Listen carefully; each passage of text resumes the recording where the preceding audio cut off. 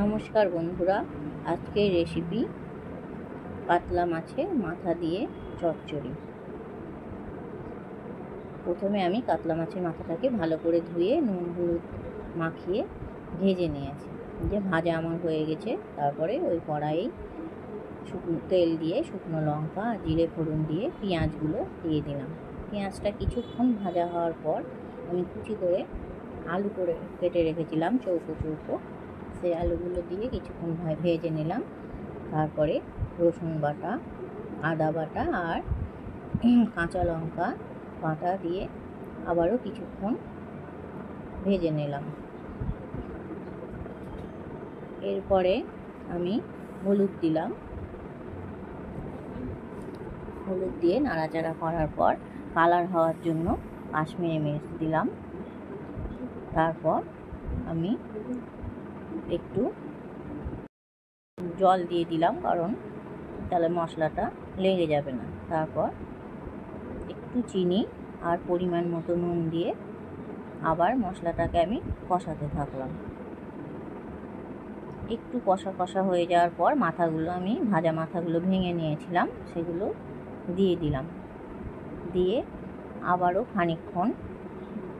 বেশ খানিকক্ষণ মাথা দিয়ে ভালো করে কষিয়ে নিলাম। কষানো হয়ে গেছে প্রায়। আমি টমেটো পেস্টটা ভুলে গেছিলাম, তাই এখন দিয়ে দিলাম। দিয়ে আবার কিছুক্ষণ নাড়াচাড়া করে কষিয়ে নিলাম।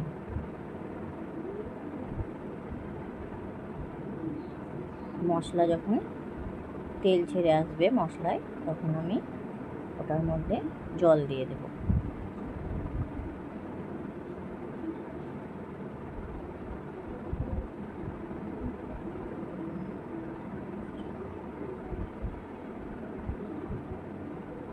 এই যে আমার মশলা থেকে তেল ছেড়ে এসেছে।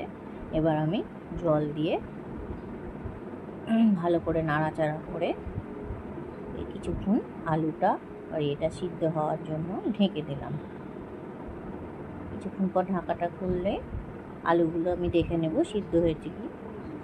বাস, আলুগুলো আমার সিদ্ধ হয়ে গেছে। এই যে একটু মাখা মাখা করে নামিয়ে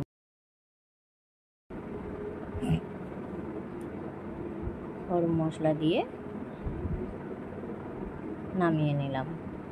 করে দেখবেন, খেতে খুব ভালো হয়েছিল। আপনারাও করবেন, ভালো লাগবে।